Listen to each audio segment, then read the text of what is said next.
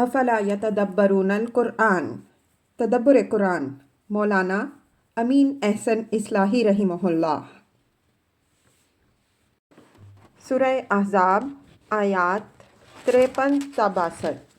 آگے کا مضمون، آگے منافقین کی ریشہ دوانیوں اور ایذا رسانیوں کے سد باب کے لیے نبی صلی اللہ علیہ وسلم کی ازواج رضی اللہ عنہن اجمعین کو بھی اور عام مسلمانوں کی بہوؤں بیٹیوں کو بھی پردے سے متعلق بعض ہدایات دی گئی ہیں۔ کچھ احکام سورہ نور میں بھی پردے سے متعلق ہو چکے ہیں۔ اس سورہ میں اس باب کی تکمیل کر دی گئی تاکہ اشرار و مفسدین کی در اندازی کے لیے کوئی رخنہ باقی نہ رہے۔ آخر میں منافقین کو یہ دھمکی دی گئی ہے کہ اگر اب بھی وہ اپنی شرارتوں سے باز نہ آئے تو ان کے بارے میں ایسے احکام دیے جائیں گے کہ ان کے لیے اس سرزمین میں سر چھپانا ناممکن ہو جائے گا۔ اس روشنی میں آیات کی تلاوت فرمائیے۔ اعوذ باللہ من الشیطان الرجیم، بسم اللہ الرحمن الرحیم۔ یا ایہا الذین آمنوا لا تدخلوا بیوت النبی الا ان یؤذن لکم الی طعام غیر ناظرین اناہ ولکن اذا دعیتم فادخلوا فاذا طعمتم فانتشروا ولا مستأنسین لحدیث ان ذلکم کان یؤذی النبی فیستحیی منکم واللہ لا یستحیی من الحق وَإِذَا سَأَلْتُمُوهُنَّ مَتَاعًا فَاسْأَلُوهُنَّ مِنْ وَرَاءِ الْحِجَابِ ذَلِكُمْ أَطْهَرُ لِقُلُوبِكُمْ وَقُلُوبِهِنَّ وَمَا كَانَ لَكُمْ أَن تُؤْذُوا رَسُولَ اللَّهِ وَلَا أَن تَنكِحُوا أَزْوَاجَهُ مِن بَعْدِهِ أَبَدًا ان ذلکم کان عند اللہ عظیما ان تبدوا شیئا او تخفوه فإن اللہ کان بکل شیء علیما لا جناح علیہن فی آبائہن ولا ابنائہن ولا أبناء إخوانهن ولا أبناء أخواتهن ولا نسائهن ولا ما ملكت أيمانهن واتقين الله إن الله كان على كل شيء شهيدا ان اللہ وملائکتہ یصلون علی النبی یا ایہا الذین آمنوا صلوا علیہ وسلموا تسلیما ان الذین یؤذون اللہ ورسولہ لعنہم اللہ فی الدنیا والآخرۃ وأعد لہم عذابا مہینا والذین یؤذون المؤمنین والمؤمنات بغیر ما اکتسبوا فقد احتملوا بہتانا وإثما مبینا یا ایہا النبی قل لأزواجک وبناتک ونساء المؤمنین یدنین علیہن من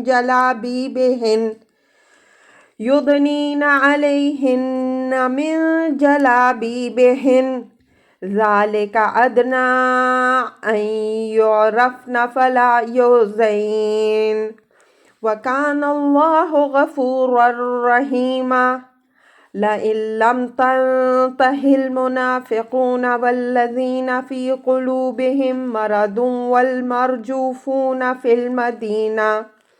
والمرجفون فی المدینة لنغرینک بہم ثم لا یجاورونک فیہا الا قلیلا ملعونین اینما ثقفوا اخذوا وقتلوا تقتیلا سنت اللہ فی الذین خلوا من قبل وَلَن تَجِدَ لِسُنَّتِ اللَّهِ تَبْدِيلًا۔ ترجمہ: اے ایمان والو، نبی کے گھروں میں نہ داخل ہو مگر یہ کہ تم کو کسی کھانے پر آنے کی اجازت دی جائے، نہ انتظار کرتے ہوئے کھانے کی تیاری کا۔ ہاں، جب تم کو بلایا جائے تو داخل ہو، پھر جب کھا چکو تو منتشر ہو جاؤ اور باتوں میں لگے ہوئے بیٹھے نہ رہو۔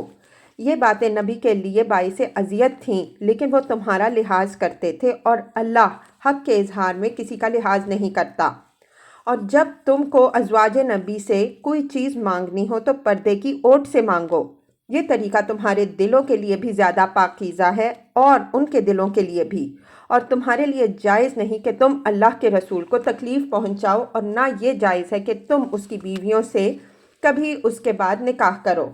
یہ اللہ کے نزدیک بڑی سنگین باتیں ہیں۔ تم کسی چیز کو ظاہر کرو خواہ چھپاؤ، اللہ ہر چیز سے واقف ہے۔ ان پر ان کے باپوں کے معاملے میں کوئی گناہ نہیں ہے، نہ ان کے بیٹوں کے بارے میں، اور نہ ان کے بھائیوں کے بارے میں، اور نہ ان کے بھتیجوں کے بارے میں، اور نہ ان کے بھانجوں کے بارے میں، اور نہ اپنے میل کی عورتوں کے بارے میں، اور نہ ان لونڈیوں کے باب میں ہی، اور اللہ سے ڈرتی رہو۔ بے شک اللہ ہر چیز پر حاضر و ناظر ہے۔ بے شک اللہ اور اس کے فرشتے نبی پر رحمت بھیجتے ہیں۔ اے ایمان والوں، تم بھی اس پر درود و سلام بھیجو اچھی طرح۔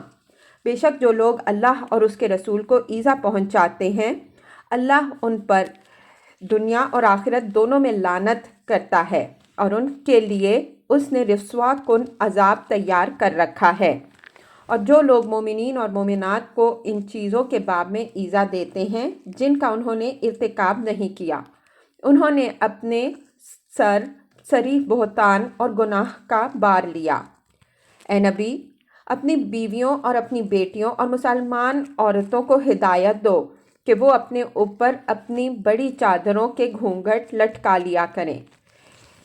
یہ اس بات کے قرین ہے کہ ان کا امتیاز ہو جائے، پس ان کو کوئی ایذا نہ پہنچائی جائے، اور اللہ غفور و رحیم ہے۔ یہ منافقین اور وہ لوگ جن کے دلوں میں روگ ہے اور جو مدینہ میں سنسنی پھیلانے والے ہیں، اگر باز نہ رہے تو ہم تم کو ان پر اکسا دیں گے، پھر وہ تمہارے ساتھ رہنے کا بہت ہی کم موقع پائیں گے۔ ان پر پھٹکار ہوگی، جہاں ملیں گے پکڑے جائیں گے اور بے دریغ قتل کیے جائیں گے۔ یہی اللہ کی سنت رہی ہے ان لوگوں کے بارے میں جو پہلے ہو گزرے ہیں، اور تم اللہ کی سنت میں ہرگز کوئی تبدیلی نہ پاؤ گے۔ الفاظ کی تحقیق اور آیات کی وضاحت۔ یا ایھا الذین آمنوا لا تدخلوا بیوت النبی الا ان یؤذن لکم الی طعام غیر ناظرین اناہ ولکن اذا دعیتم فادخلوا فاذا طعمتم فانتشروا ولا مستأنسین لحدیث ان ذلکم کان یؤذی النبی فیستحیی منکم واللہ لا یستحیی من الحق وَإِذَا سَأَلْتُمُوهُنَّ مَتَاعًا فَاسْأَلُوهُنَّ مِنْ وَرَاءِ الْحِجَابِ ذَلِكُمْ أَطْهَرُ لِقُلُوبِكُمْ وَقُلُوبِهِنْ وَمَا كَانَ لَكُمْ أَن تُؤْذُوا رَسُولَ اللَّهِ وَلَا أَن تَنكِحُوا أَزْوَاجَهُ مِنْ بَعْدِهِ أَبَدًا إِنَّ ذَلِكُمْ كَانَ عِندَ اللَّهِ عَظِيمًا۔ مسلمانوں کے لیے ایک دوسرے کے گھروں میں آنے جانے سے متعلق ضروری آداب سورہ نور میں بیان ہو چکے ہیں۔ یہاں نبی صلی اللہ علیہ وسلم کے گھروں کے متعلق انہی آداب کی مزید وضاحت ہو رہی ہے، اور اس وضاحت مزید کی ضرورت انہی منافقین کی وجہ سے پیش آئی جن کا رویہ اس سورہ میں زیر بحث ہے۔ نبی صلی اللہ علیہ وسلم وقتاً فوقتاً صحابہ رضی اللہ عنہم اجمعین کو کسی تقریب سے اپنے ہاں کھانے پر بلاتے رہتے۔ ایسے مواقع پر ان لوگوں کو بھی آپ صلی اللہ علیہ وسلم از راہ کریم النفسی اور تالیف قلب بلاتے جو مبتلا نفاق تھے، اور اگر نہ بھی بلاتے تو بھی ان میں سے بعض ناخواندہ مہمان بن کر خود ہی پہنچ جاتے۔ یہ لوگ حضور صلی اللہ علیہ وسلم کی کریم و نفسی سے نہایت غلط فائدہ اٹھاتے تھے۔ اول تو یہ لوگ دعوت کا بہانہ پا کر کھانے کے وقت سے بہت پہلے ہی وہاں ڈیرا جما کر بیٹھ جاتے، پھر کھانا کھا چکنے کے بعد بھی وہاں سے کھسکنے کا نام نہ لیتے، بلکہ باتوں میں لگے بیٹھے رہتے اور مزید شرارت یہ کرتے کہ کسی چیز کے مانگنے کے بہانے دراتے ہوئے ازواج مطہرات رضی اللہ عنہن اجمعین کے سامنے چلے جاتے۔ مقصود ان ساری حرکتوں سے ان کا وہی ہوتا جس کی طرف ہم پیچھے اشارہ کر چکے ہیں کہ کوئی موقع ان کو ازواج مطہرات رضی اللہ عنہن اجمعین کے اندر وسوسہ اندازی و ریشہ دوانی کا ہاتھ آ جائے۔ حضور صلی اللہ علیہ وسلم ان لوگوں کی ان حرکتوں کو محسوس فرماتے اور اس سے آپ صلی اللہ علیہ وسلم کو تکلیف بھی پہنچتی، لیکن آپ صلی اللہ علیہ وسلم لحاظ و مروت کے سبب سے نظر انداز فرماتے۔ لیکن نظر انداز کیے جانے کی ایک حد ہوتی ہے۔ جب یہ بات واضح ہو گئی کہ یہ لوگ اس کریم و نفسی کے سزاوار نہیں، تو اللہ تعالیٰ نے اس باب میں نہایت واضح احکام بھی دے دیے اور یہ تنبیہ بھی فرما دی کہ اب بھی اگر انہوں نے اپنی روش نہ بدلی تو اپنی قضائے مبرم کو دعوت دینے والے بنیں گے۔ یا ایھا الذین آمنوا لا تدخلوا بیوت النبی الا ان یؤذن لکم الی طعام غیر ناظرین اناہ۔ خطاب اگرچہ عام ہے تاکہ اس تعلیم کا فائدہ عام رہے، لیکن اس کے پس پردہ وہی منافقین ہیں جن کی طرف ہم نے اشارہ کیا۔ اللہ تعالیٰ نے ابھی اس مرحلہ میں ان کا پردہ اٹھانا نہیں چاہا، اس وجہ سے بات عام صیغہ ہی سے فرمائی ہے۔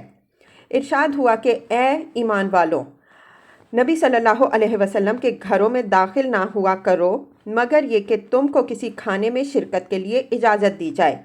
یؤذن لکم الی طعام کے اسلوب میں دو باتیں مضمر ہیں، ایک یہ کہ گھروں میں بدون اجازت نہ داخل ہو اور دوسری یہ کہ دعوت میں بن بلائے نہ جا دھمکو۔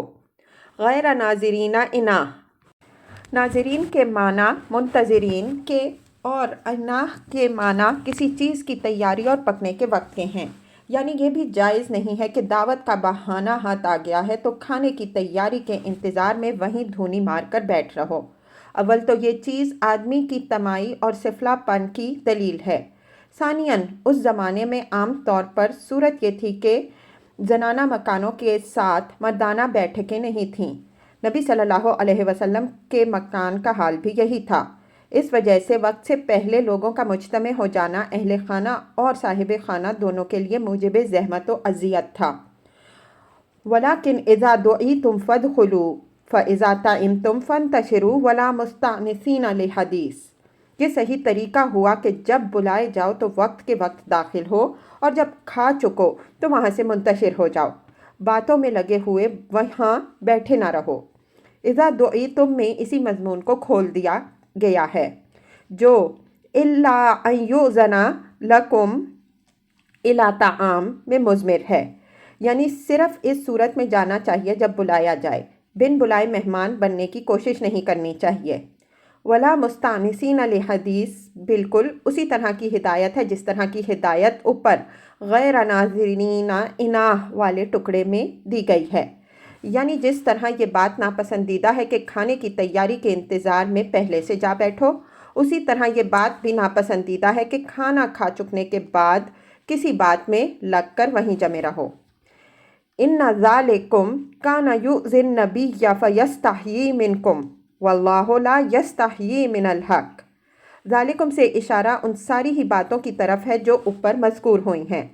فرمایا کہ یہ باتیں نبی صلی اللہ علیہ وسلم کے لیے باعث زحمت و اذیت تھیں، لیکن وہ شرم و لحاظ کے سبب سے تم کو ٹوکتے نہیں تھے، لیکن اللہ کو حق کے معاملے میں کسی کا لحاظ نہیں ہے، اس وجہ سے وہ تم کو ان باتوں سے آگاہ فرما رہا ہے کہ یہ امر ملحوظ رہے کہ اللہ تعالیٰ نے یہاں نبی صلی اللہ علیہ وسلم کی کسی کمزوری کا ذکر نہیں فرمایا، بلکہ آپ صلی اللہ علیہ وسلم کی ایک پسندیدہ خصلت کی طرف اشارہ فرمایا کہ آپ صلی اللہ علیہ وسلم نہایت کریم النفس اور ذی مروت ہیں۔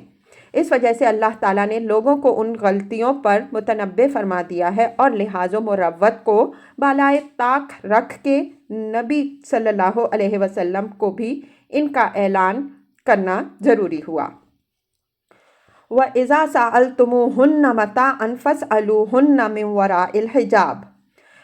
یہاں ضمیر کا مرجع ازواج نبی صلی اللہ علیہ وسلم و رضی اللہ عنہن اجمعین ہیں۔ اوپر بیوت النبی کا ذکر ہو چکا ہے، اس وجہ سے ازواج نبی رضی اللہ عنہن اجمعین و صلی اللہ علیہ وسلم کے ذکر کے لیے نہایت واضح قرینہ موجود تھا۔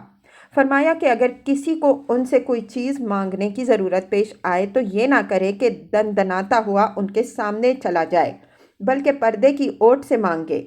ذالکم اطہر لقلوبکم وقلوبہن، یعنی یہی طریقہ تمہارے دلوں کو بھی زیادہ پاکیزہ رکھنے والا ہے اور ان کے دلوں کو بھی۔ یہ ایک دفع دخل مقدر ہے۔ مطلب یہ ہے کہ بظاہر یہ بات ایک غیر ضروری تکلف محسوس ہوتی ہے کہ کسی کو ان سے ایک گلاس پانی مانگنے کی بھی ضرورت پیش آئے تو اس کے لیے بھی پردے کا اہتمام کرے، لیکن یہ کوئی تکلف نہیں بلکہ دل کو آفات سے محفوظ رکھنے کی ایک نہایت ضروری تدبیر ہے۔ انسان کا دل جس نے بنایا ہے وہ اس کی کمزوریوں سے اچھی طرح واقف ہے۔ وہ جانتا ہے کہ کن کن مخفی راستوں سے یہ دل برے اثرات قبول کرتا ہے، اور دل ہی وہ چیز ہے جس پر انسان کی تمام اخلاقی صحت کا انحصار ہے۔ اس وجہ سے ضروری ہے کہ جن کو اپنے دل کی صحت مطلوب ہو وہ اس کو ان تمام چیزوں سے محفوظ رکھیں جو اس کو غبار آلود کر سکتی ہیں۔ اس زمانے کے مدعیان تہذیب اپنے کپڑوں کی صفائی کا تو بڑا اہتمام رکھتے تھے، مجال نہیں ہے کہ ان پر ایک شکن یا ایک دھبا بھی پڑنے دیں، لیکن ان کے دل جس گندگی سے بھی لت پت رہیں ان کی انہیں کوئی پرواہ نہیں ہوتی۔ اس کی وجہ یہ ہے کہ اخلاقی اور روحانی صحت کی ان کے ہاں کوئی اہمیت نہیں ہے، حالانکہ اصلی اہمیت رکھنے والی چیز یہی ہے۔ نبی صلی اللہ علیہ وسلم نے اسی حقیقت کی طرف ان الفاظ میں توجہ دلائی۔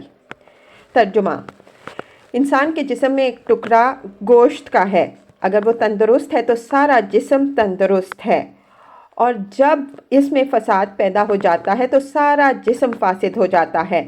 آگاہ ہو کر سن لو کہ وہ دل ہے۔ انسان کے جسم میں جو چیزیں جتنی ہی نازک اور قدر و قیمت رکھنے والی ہیں اتنی ہی زیادہ ان کی حفاظت کرنی پڑتی ہے، اور سب سے زیادہ قدر و قیمت رکھنے والا اور سب سے زیادہ حساس ہے دل۔ اس وجہ سے اللہ تعالیٰ نے اس کی حفاظت کا سب سے زیادہ اہتمام فرمایا۔ وَمَا كَانَ لَكُمْ أَن تُؤْذُوا رَسُولَ اللَّهِ وَلَا أَن تَنكِحُوا أَزْوَاجَهُ مِن بَعْدِهِ أَبَدًا۔ فرمایا کہ تمہارے لیے یہ زیبا نہیں ہے کہ اپنی اس قسم کی حرکتوں سے جو اوپر بیان ہوئیں اللہ کے رسول کو اذیت پہنچاؤ، اور نہ یہ جائز ہے کہ ان کے بعد کبھی بھی ان کی ازواج رضی اللہ عنہن اجمعین سے نکاح کرو۔ اس ٹکڑے نے تدریجی انکشاف کے اصول پر ان لوگوں کے چہروں سے نقاب اٹھا دی جن کو پیش نظر رکھ کر یہ احکام دیے جا رہے ہیں۔ ظاہر ہے کہ یہ منافقین ہی تھے جو نبی صلی اللہ علیہ وسلم کو اذیت پہنچانے کے لیے اس طرح کی حرکتیں کرتے تھے، اور وہی تھے جو اپنے دلوں میں یہ ارمان بھی رکھتے تھے کہ آپ صلی اللہ علیہ وسلم کی ازواج رضی اللہ عنہن اجمعین سے نکاح کریں تاکہ اس کو اللہ اور رسول صلی اللہ علیہ وسلم کے خلاف فتنہ انگیزیوں کا ذریعہ بنائیں۔ اس آیت کا انداز تنبیہ کا ہے، اس وجہ سے اس میں حضور صلی اللہ علیہ وسلم کا ذکر رسول اللہ کے لفظ سے ہوا ہے، حالانکہ اوپر کی آیات میں بار بار آپ صلی اللہ علیہ وسلم کا ذکر نبی کے لفظ سے ہوا ہے۔ اس کی وجہ اس تنبیہ کی شدت کو ظاہر کرنا ہے، اس لیے کہ رسول، جیسا کہ ہم اس کتاب میں بار بار واضح کر چکے ہیں، اپنی قوم کے لیے خدا کی عدالت ہوتا ہے۔ وہ جب آتا ہے تو صرف واعظ سنانے نہیں آتا بلکہ قوم کے نیکوں اور بدوں کے درمیان فیصلہ کر دینے کے لیے آتا ہے۔ اس وجہ سے اس کے ساتھ مذاق یا اس کو اذیت پہنچانا بچوں کا کھیل نہیں ہے۔ مطلب یہ ہے کہ جو لوگ یہ کھیل کھیل رہے ہیں وہ آگ سے کھیل رہے ہیں، اس کے اس انجام کو وہ سامنے رکھیں۔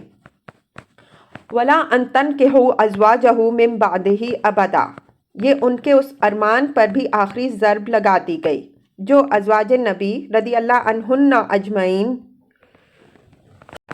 سے نکاح کے لیے وہ اپنے دلوں میں رکھتے تھے۔ فرمایا کہ تمہارے لیے یہ بات بھی جائز نہیں ہے کہ تم نبی صلی اللہ علیہ وسلم کی بیویوں رضی اللہ عنہن اجمعین سے آج یا کبھی بھی نکاح کرو۔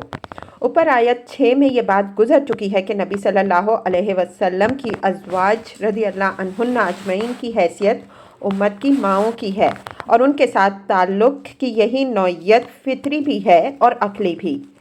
فطری اس وجہ سے کہ حضور صلی اللہ علیہ وسلم کی ازواج رضی اللہ عنہن اجمعین کے لیے ہر امتی کے دل کے اندر، اگر اس کے اندر ایمان کی رمق ہے، احترام و عقیدت کا جذبہ اپنی ماں کے مقابل میں بھی بدرجہ زیادہ ہوتا ہے۔ اس جذبے کے ہوتے ہوئے کوئی امتی ان کے ساتھ نکاح کے تصور کو اپنی ماں کے ساتھ نکاح کے تصور سے بھی بدرجہ گراں اور شرم انگیز محسوس کرتا ہے۔ اگر کسی کے اندر ان کے ساتھ نکاح کا جذبہ ابھرتا ہے تو اس کے معنی یہ ہیں کہ اس کے ایمان میں فتور اور اس کی فطرت میں بگاڑ پیدا ہو چکا ہے۔ عقلی اس وجہ سے کہ ازواج نبی صلی اللہ علیہ وسلم ورضی اللہ عنہن اجمعین کی حیثیت، جیسا کہ آیت 34 میں گزر چکا ہے، اس امت کے ذکور و اناث سب کے لیے معلمات کی ہے، اور اس منصب پر ان کو خود اللہ تعالیٰ نے مامور فرمایا ہے۔ اس منصب کا مقتضا یہ ہے کہ ان کو ماؤں ہی کے درجے میں رکھا جائے۔ اس درجے پر رہتے ہوئے وہ اپنے اس فریضہ منصبی کو صحیح طور پر ادا کر سکتی ہیں۔ اگر اس درجے سے ان کو گرا دیا جائے تو نہ وہ اپنے صحیح وقار کو قائم رکھ سکتی ہیں، نہ دوسرے ان سے اس طرح کسب فیض کر سکتے ہیں جس طرح معلمات امت سے کیا جانا چاہیے۔ ان ذالکم کان عند اللہ عظیما، یہ تنبیہ اور بڑی ہی سخت تنبیہ ہے۔ فرمایا یہ باتیں اللہ تعالیٰ کے نزدیک بڑی ہی سنگین ہیں۔ یہاں اس کے وبال کی وضاحت نہیں فرمائی، اور اس ابہام کے اندر جو تہدید و تخویف مضمر ہے وہ محتاج بیان نہیں ہے۔ ان تبدوا شیئا او تخفوہ فإن اللہ بکل شیء علیم، یہ بھی تنبیہ ہے جو اوپر والی تنبیہ کو مزید مؤکد کر رہی ہے۔ مطلب یہ ہے کہ خدا چونکہ دلوں کے بھید سے بھی واقف ہے، اس وجہ سے اس سے کوئی بات چھپائی نہیں جا سکے گی۔ اس دنیا میں تو اپنی کسی نازیبا سے نازیبا حرکت کے لیے بھی نہایت حسین عذر تراشے جا سکتے ہیں، لیکن یہ عذرات خدا کے ہاں کام نہیں آئیں گے۔ وہ دلوں کے مخفی کھوٹ بھی سب کے سامنے رکھ دے گا۔ لا جناح علیہن فی آبائہن ولا ابنائہن ولا اخوانہن ولا ابناء اخوانہن ولا ابناء اخواتہن ولا نسائہن ولا ما ملکت ایمانہن واتقین اللہ ان اللہ کان علی کل شیء شہیدا۔ یہ آیت اسی محل میں ہے جس محل میں سورہ نور کی آیت 31 ولا یبدین زینتہن الی الآیہ ہے۔ دونوں میں الفاظ بھی اکثر مشترک ہیں۔ اوپر والی آیت میں ازواج نبی صلی اللہ علیہ وسلم ورضی اللہ عنہن اجمعین کے گھروں میں دوسروں کے داخل ہونے پر جو پابندیاں عائد کی گئی ہیں، ان پابندیوں سے جو لوگ مستثنیٰ ہیں یہ ان کی تفصیل ہے۔ خاص اہم رشتوں کا ذکر کر دیا گیا ہے، اور مقصود یہ ہے کہ جو رشتہ دار ان کے حکم میں داخل ہیں وہ سب اس پابندی سے مستثنیٰ ہیں۔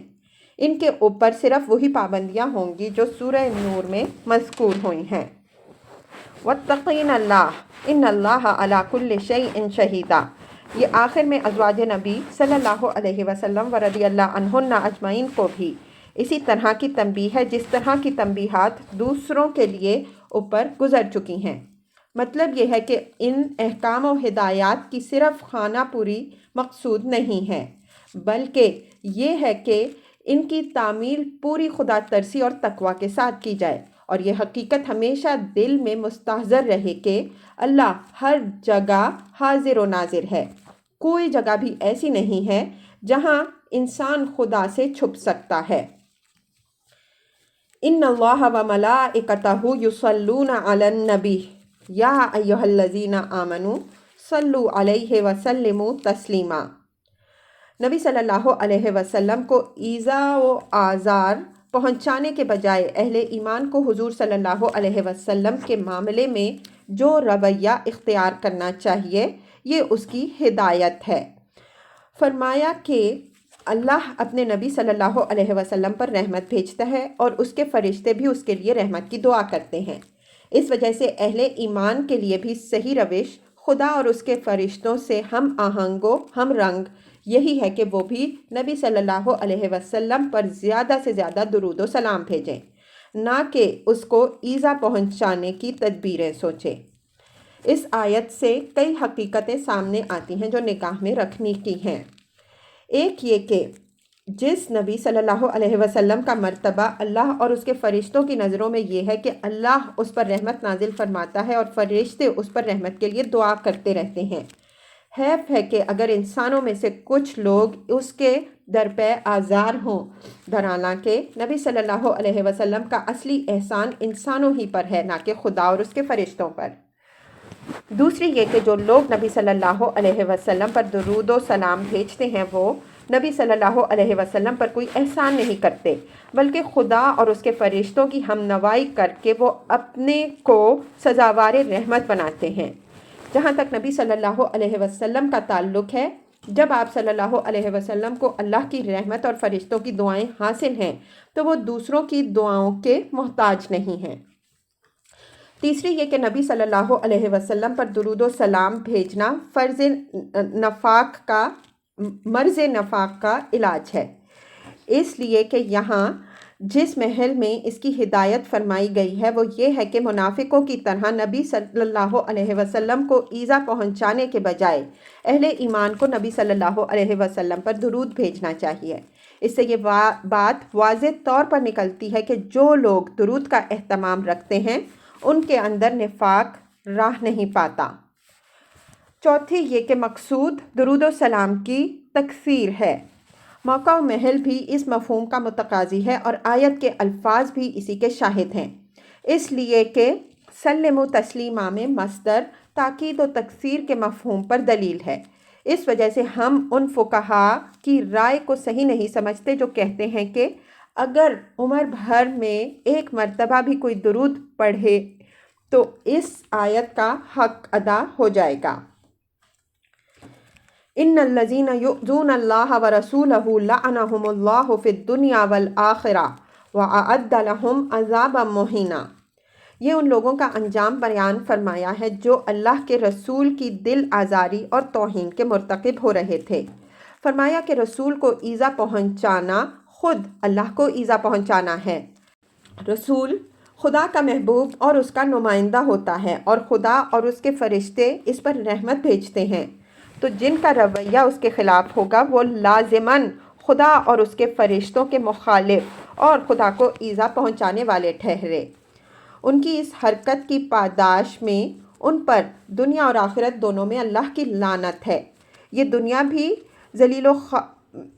में भी ज़लील ख्वार होंगे और आखिरत में भी उन के लिए ज़लील करने वाला अज़ाब तैयार है। ये अमर यहाँ ख़ास तौर पर मलहूज़ रहे कि उनको आखिरत के अज़ाब से पहले इस दुनिया में भी अज़ाब की धमकी दी गई है। ये उस सुन्नतुल्लाह की तरफ इशारा है जो रसूलों के मुखालिफिन के लिए बयान हो चुकी है। इसकी वजाहत आगे आयात 60 ता 61 में आ रही है। ये बेऐनिया वही सज़ा है जो यहूद को दी गई और उनका भी असल जुर्म यही था कि उन्होंने अल्लाह के रसूलों को ईज़ा पहुँचाई। इसकी मज़ीद वजाहत इंशाअल्लाह सूरह सफ़ की तफसीर में आएगी। वल्लज़ीना युज़ूनल मुमिनीना वल मुमिनाति बिग़ैरि मक्तसबू फ़क़द इह्तमलू बुहतानन व इस्मम मुबीना। ऊपर की आयत में मुनाफिकीन का वो रवैया ज़ेर बहस आया है जो उन्होंने ख़ास नबी सल्लल्लाहु अलैहि वसल्लम के साथ इख्तियार कर रखा था। अब ये आम मोमिनीन और मोमिनात को मुत्तहम करने के लिए जो शरारतें कर रहे थे वो उनकी तरफ इशारा है। سورہ نور کی تفسیر میں ہم تفصیل سے بیان کر چکے ہیں کہ منافقین کے دلوں پر یہ بات بہت شاک تھی کہ مسلمانوں کو دوسرے تمام گروہوں کے مقابل میں غیر معمولی اخلاقی برتری حاصل ہے، جو ان کی دعوت کی مقبولیت میں بڑے اہم عامل کی حیثیت رکھتی ہے۔ انہوں نے حسد کے جنون میں اس کا توڑ یہ نکالا کہ مسلمان مردوں اور عورتوں کے خلاف بے سر و پا الزامات تراشیں اور لوگوں میں ان کو پھیلائیں تاکہ مسلمانوں کی اخلاقی ساکھ مجروح ہو اور ان کا کلیجہ ٹھنڈا ہو۔ واقعہ افک کی تفصیلات سورہ نور کی تفسیر میں بیان ہو چکی ہیں۔ وہ فتنہ بھی اسی مقصد سے اٹھایا گیا تھا۔ یہاں اللہ تعالیٰ ان کے اسی سعی نامراد کی طرف اشارہ فرما رہا ہے کہ جو لوگ مسلمان مردوں اور عورتوں کو جھوٹے الزامات میں ملوث کر رہے ہیں وہ صریح بہتان اور کھلے گناہ کے مرتکب ہو رہے ہیں۔ مطلب یہ ہے کہ اپنی اس روش سے اگر یہ باز نہ آئے تو اس کا انجام دیکھیں گے۔ یا ایہا النبی قل لازواجک وبناتک ونساء المؤمنین یدنین علیہن من جلابیبہن ذالک ادنی ان یعرفن فلا یؤذین وکان اللہ غفورا رحیما۔ منافقین و اشرار کی ایذا رسانیوں سے محفوظ کرنے کے لیے نبی صلی اللہ علیہ وسلم کے اہل بیت کو بھی اور عام مسلمان خواتین کو بھی یہ ہدایت دی گئی ہے کہ جب انہیں کسی ضرورت سے گھروں سے باہر نکلنا پڑے تو وہ اپنی بڑی چادروں کا کچھ حصہ اپنے چہروں پر لٹکا لیا کریں۔ اس طرح ان کے اور دوسری غیر مسلم عورتوں اور لونڈیوں کے درمیان امتیاز ہو جائے گا اور کسی کو ان سے تعرض کرنے کا بہانہ ہاتھ نہ آئے گا۔ سورہ نور میں یاد ہوگا اعزہ و اقربا سے متعلق یہ ہدایات دی گئی ہیں کہ جب وہ اجازت کے بعد گھروں میں داخل ہوں گے تو گھر کی خواتین سمٹا کر رہیں، اپنی زینت کی چیزوں کا اظہار نہ کریں اور اپنے سینوں پر اپنی اوڑھنیوں کے بکل مار لیا کریں۔ یہاں یہ ہدایت دی گئی ہے کہ وہ اپنی چادروں جلابیب کا کچھ حصہ اپنے اوپر لٹکا لیا کریں۔ اس کو اپنے لفظوں میں یوں کہہ سکتے ہیں کہ ان بڑی چادروں سے گھونگھٹ نکال لیا کریں۔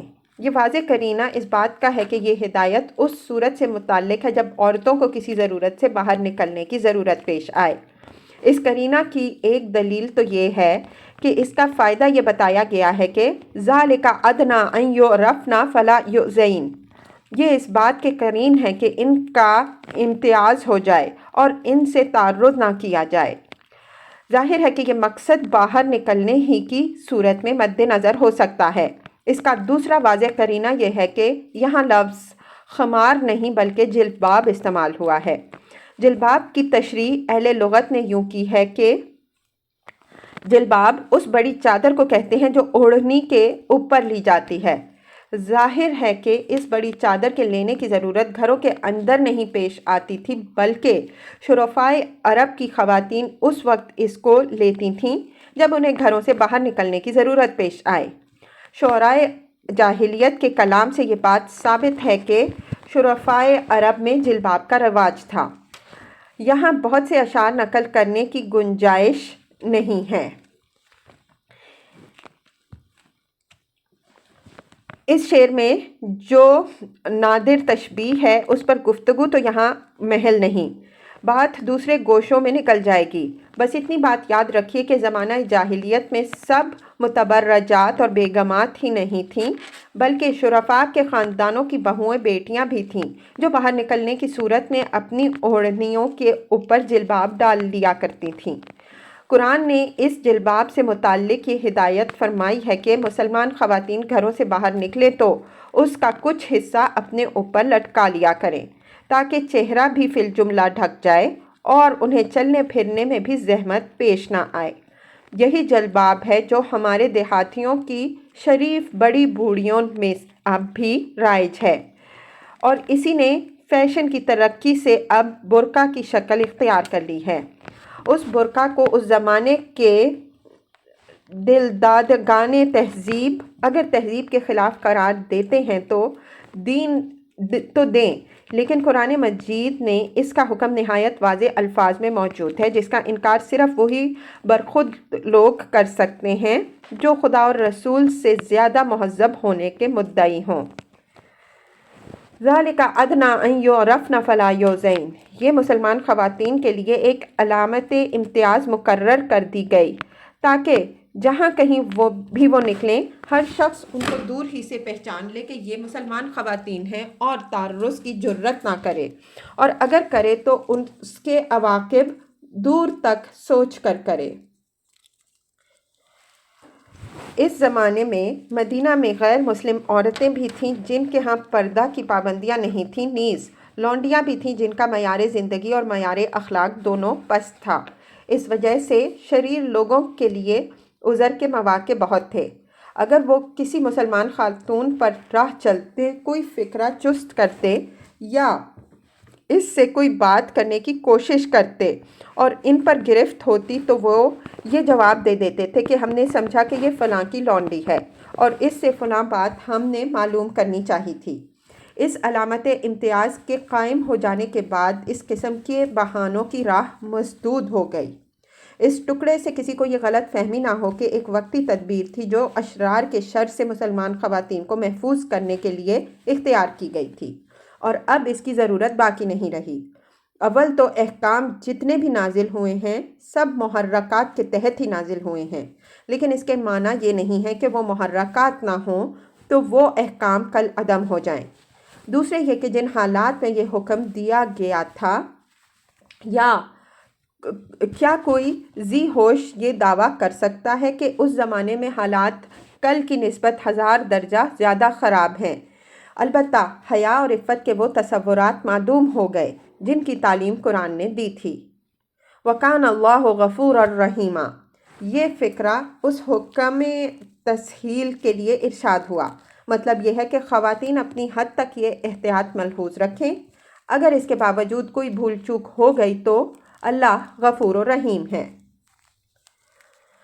لَإِن لَّمْ يَنْتَهِ الْمُنَافِقُونَ وَالَّذِينَ فِي قُلُوبِهِم مَّرَضٌ وَالْمُرْجِفُونَ فِي الْمَدِينَةِ لَنُغْرِيَنَّكَ بِهِمْ ثُمَّ لَا يُجَاوِرُونَكَ فِيهَا إِلَّا قَلِيلًا مَلْعُونِينَ أَيْنَمَا ثُقِفُوا أُخِذُوا وَقُتِّلُوا تَقْتِيلًا۔ یہ ان اشرار و منافقین کو دھمکی دی گئی ہے کہ اگر یہ اپنی ان شرارتوں سے باز نہ آئے تو ان کے باب میں چشم پوشی اور مسامحت کا جو رویہ اب تک رہا ہے وہ یکسر بدل جائے گا، اور ہم تم کو خطاب نبی صلی اللہ علیہ وسلم سے ہے، ہر قدم پر ان کے محاسبہ و تعاقب کا حکم دیں گے، پھر ان کو اس شہر میں بہت کم رہنا نصیب ہوگا۔ اس کے بعد جتنے دن بھی یہ یہاں رہیں گے ملعون ہو کر زندگی گزاریں گے، ہر قدم پر ان کی داروگیر ہوگی، یہ پکڑے جائیں گے اور نہایت عبرت انگیز طریقوں سے قتل ہوں گے۔ وَالَّذِينَ فِي قُلُوبِهِم مَّرَضٌ میں مرض سے جیسا کہ اوپر دوسرے محل میں وضاحت ہو چکی ہے، حسد، کینہ اور بغض و عناد مراد ہے۔ منافقین کا یہ گروہ صرف ضعف عزم اور ارادہ ہی کا مریض نہیں تھا، بلکہ اس کو پیغمبر صلی اللہ علیہ وسلم، اسلام اور مسلمانوں پر سخت حسد تھا، لیکن بزدلی کے سبب سے اس نے کفار کی طرح کھلا کھلا مخالفت کرنے کے بجائے مسلمانوں کے اندر گھس کر اسلام اور مسلمانوں کو نقصان پہنچانے کی کوششیں کیں۔ المرجفون فی المدینہ سے اشارہ منافقین کے اس گروہ کی طرف ہے جو مدینہ میں سنسنی پھیلانے اور بری افواہیں اڑانے میں نہایت شاطر تھا۔ ان افواہوں سے اس کا مقصد مسلمانوں کا حوصلہ پست کرنا اور ان کی اخلاقی ساکھ کو گرانا ہوتا تھا۔ پیچھے جنگ احزاب اور حضرت زید رضی اللہ عنہ اور حضرت زینب رضی اللہ عنہ کے معاملے میں اس گروہ کا جو کردار بیان ہوا ہے وہ اس ارجاف کی نہایت واضح مثال ہے۔ لغت میں ارجاف کے معنی لوگوں کے اندر اضطراب و بے چینی پھیلانے کے ارادے سے بری اور فتنہ انگیز خبروں کا پروپیگنڈا کرنا ہے۔ اس سے معلوم ہوا کہ ارجاف کے ماہرین صرف اسی دور کی پیداوار نہیں ہیں بلکہ اس کے بڑے بڑے ائمہ ماضی میں بھی گزر چکے ہیں۔ لَنُغْرِيَنَّكَ بِهِمْ کے لغوی معنی تو یہ ہوں گے کہ ہم تم کو ان کے خلاف اکسا دیں گے، بھڑکا دیں گے، ابھاریں گے۔ مطلب اس کا یہ ہے کہ اب تک تو ہم نے تم کو ان کے معاملے میں عفو و صفح کی روش اختیار کرنے کی ہدایت کر رکھی ہے، لیکن یہ اس کی قدر کرنے کے بجائے دن بدن دلیر ہوتے جا رہے ہیں۔ اگر یہ اپنی اس شرارت سے باز نہ آئے تو ہم تم کو ان کی داروگیر کے احکام دے دیں گے، جس کے بعد مدینہ کی سرزمین ان کے لیے تنگ ہو جائے گی۔ اول تو ان کو تمہارے دامن امن میں پھڑکنا ہی بہت کم نصیب ہوگا، اور اگر کچھ ہوگا بھی تو خدا کی لعنت اور پھٹکار کے ساتھ ہوگا۔ اینما ثقفوا اخذوا وقتلوا اسی طاعونیت کی تصویر ہے۔ چنانچہ بعد کے ادوار میں ان منافقین کو اسی حشر سے سابقہ پیش آیا۔ ان میں سے جنہوں نے اپنی روش کی اصلاح نہیں کی، ان کا وہی انجام ہوا جو قریش اور یہود کے اشرار کا ہوا۔ اس کی تفصیل سورہ انفال اور سورہ توبہ میں گزر چکی ہے۔ سنت اللہ فی الذین خلو من قبل ولن تجد لسنت اللہ تبدیلا۔ یہ بھی عینیہ وہی اسلوب کلام ہے جو آیت 28 میں گزر چکا ہے۔ مطلب یہ ہے کہ انبیاء کی مخالفت کرنے والے اس سے پہلے جو منافقین و کفار گزر چکے ہیں، ان کے ساتھ بھی اللہ کا یہی معاملہ رہا ہے۔ تو اللہ کی اس سنت کو تم پیش نظر رکھو، یہی معاملہ اللہ تمہارے ان دشمنوں کے ساتھ بھی کرے گا۔ اللہ تعالیٰ کی سنت میں کبھی تبدیلی نہیں ہوتی۔